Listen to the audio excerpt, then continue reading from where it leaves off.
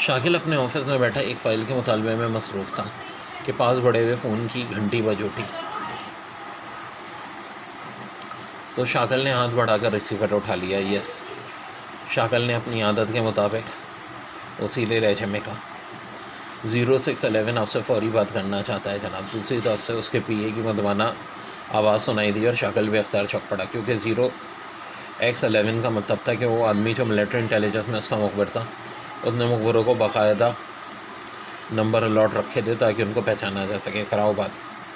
शाकिल ने कहा, hello sir, 0611 बोल रहा हूँ। चंद लम्हों बाद एक मुदमाना आवाज़ सुनाई दी।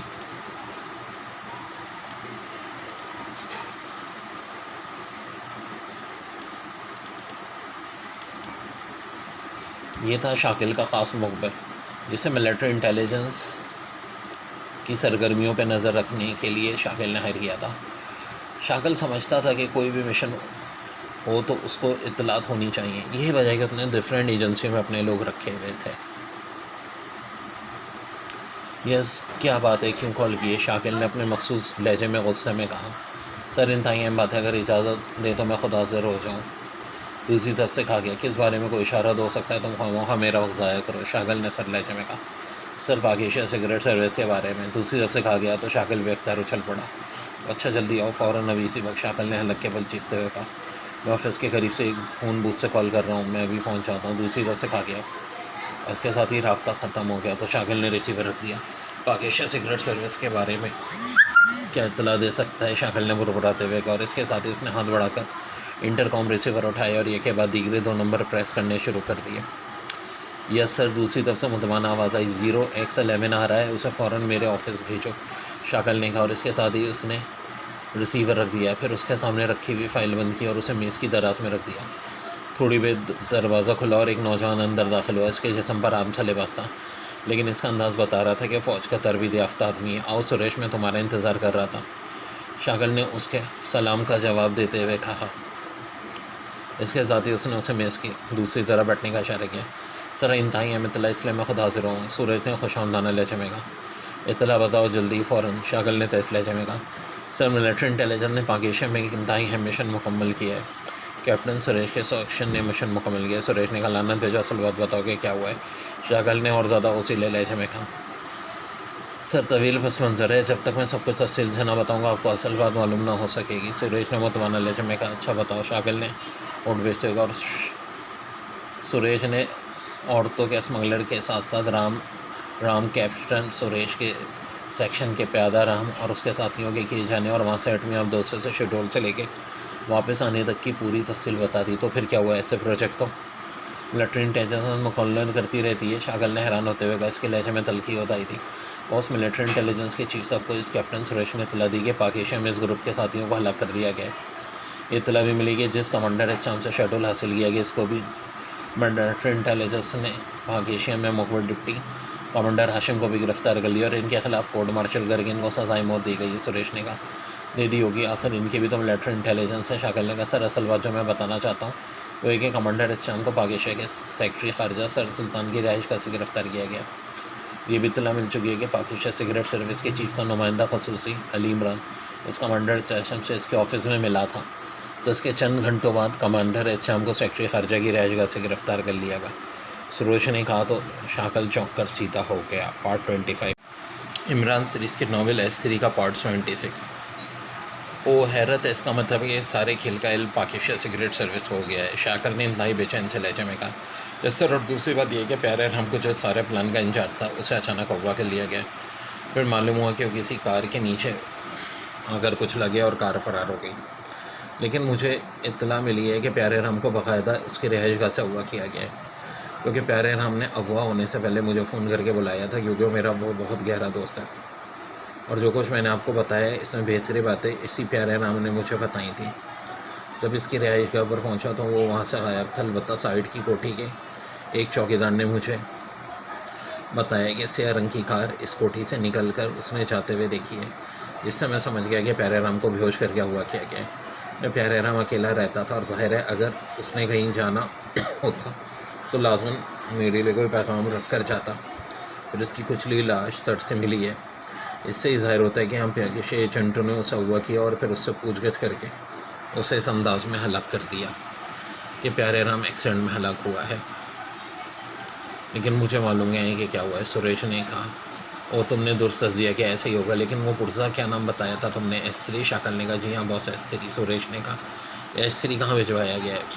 क्या इस प्यारे राम को मालूम था? शाकल ने कहा, जी हाँ, इस प्यारे राम ने ही उसे वहाँ पहुँचाया था और वापस आकर मुझे उसने बुलाया था। अलबत्ता फ़ोन पर उसने मुझे बता दिया था कि वो वागरा छावनी से अभी वापस आया है।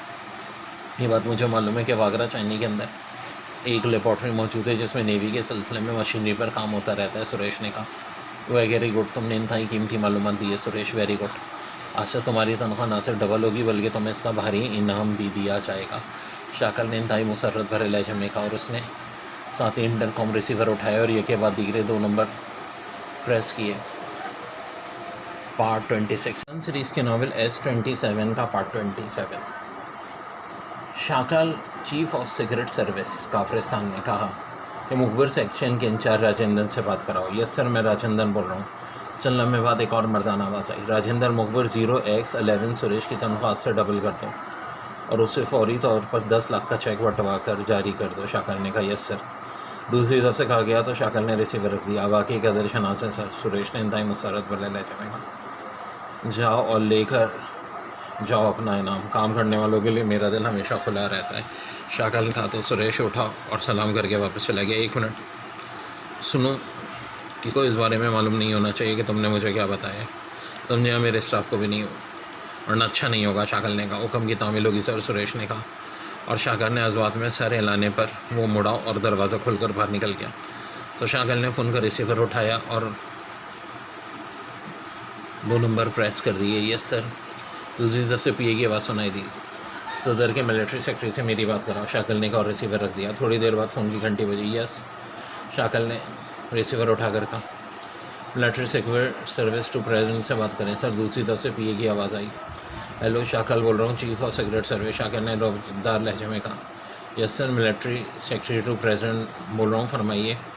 दूसरी तरफ से कहा गया, सदर साहब से फ़ौरन मेरी बात कराओ, it is most important matter. Shakala ने कहा, होल्ड ऑन करें। दूसरी तरफ से कहा गया, हेलो। दूसरी देर बाद काफरिस्तान के सदर की बावकार सी आवाज़ सुनाई दी, शाकल बोल रहा हूँ जनाब। शाकल ने इंतहाई मुतवाना लहजे में कहा, क्या मसला है, क्यों कॉल किया? दूसरी तरफ से पूछा गया, सर, मिलिट्री इंटेलिजेंस ने पाकिस्तान एडमिरल मियां अब्दुल से एक पुर्जा S3 हासिल किया है और ये पुर्जा आगरा छावनी के अंदर बनी हुई लेबॉर्ट्री में पहुँचाया गया है। शाकल ने कहा, तो आपको कैसे मालूम है? इसकी फाइल तो भी प्राइम मिनिस्टर साहब ने मुझे भेजी, अभी मैं पढ़ रहा हूँ और ये सारा मिशन मिलिट्री इंटेलिजेंस के तहत मुकम्मल किया गया है। सदर के लहजे में रहती, सर, सिगरेट सर्विस आपने कायम की है इसीलिए कि ऐसे मामला इसके लिए में रहें ताकि वो मुल्क की सलामती का तहफ़्फ़ुज़ कर सके। शाकल ने बड़े फ़ाखराना लहजे में कहा, ठीक है, वहाँ की सर्विस को इसी तरह बाखबर और फॉलो होना चाहिए। इन मिशन तो इंतहाई कामयाबी से मुकम्मल हो गया और किसी को इन तक नहीं हो सका, फिर आपने क्यों कॉल की है? सदर ने कहा, जनाब, पाकिस्तान सिगरेट सर्विस को न सिर्फ इसका इल्म हो चुका है बल्कि इन्होंने पाकिस्तान में इस कमांडर एस को भी, जिस मिलिट्री इंटेलिजेंस ने शेड्यूल हासिल किया था, गिरफ़्तार किया और फिर उससे सारी बात मालूम करके उसका कोर्ट मार्शल करके उसे मौत की सज़ा भी दी चुकी है। शाकिल ने कहा, फिर इससे क्या फ़र्क पड़ता है? सिर्फ शेड्यूल के असूल से वो क्या मालूम कर सकते हैं? जनाब, हमारी मिलिट्री इंटेलिजेंस का सर्जन प्यारे राम जिस मिशन मुकम्मल किया और जिसने इस पर्ज़े S3 को आप दोस्त से हासिल किया और इसे वागरा छाने वाली लेबॉर्ट्री में पहुँचाया है, उसे पाकिस्तान एजेंटों ने उसकी रिहाइशगाह से हुआ किया और उससे मालूमात हासिल करके उसे हलाक कर दिया और रोड एक्सीडेंट जाहिर किया है। शाकिल ने कहा, ये कैसे हो सकता है? आपको कैसे मालूम है सब कुछ? तो आपने इसको रोका क्यों नहीं? सदर ने इंतहाई हैरत भले लहजे में कहा, मुझे तो मिलिट्री इंटेलिजेंस ने एतमाद में नहीं लिया था, मुझे तो इस प्यारे राम के बारे में कोई इत्तला नहीं थी, लेकिन हमारे एक आदमी ने उसकी लाश देखी तो उसके चेहरे पर मकसूद तशद्दुद के आसार देखे। ऐसा आसार जो सिर्फ पाकिस्तान सिगरेट सर्विस से मंसूब हैं, वैसे ही तशद्दुद करते हैं। इस आदमी ने मुझे इत्तला दी, जिस पर मैंने तहकीकात कराई तो पता चला कि उसकी रिहाइशगाह से बाकायदा हुआ किया गया और उसने हुआ होने से पहले किसी को फ़ोन करके बाकायदा बताया था कि S3 अभी वागरा छावनी वाली लेबॉर्ट्री में पहुँचा कर आया है। इस फ़ोन कॉल की टेप सुनी गई। इस तरह वाक़यात की कड़ियाँ मिलती गई हैं। इसे यहाँ मुकामी एजेंटों इनके आदमियों ने हुआ किया और फिर इस पर तशद्दुद करके मालूमात हासिल कर ली और फिर इसे रोड एक्सीडेंट जाहिर करके हलाक कर दिया गया।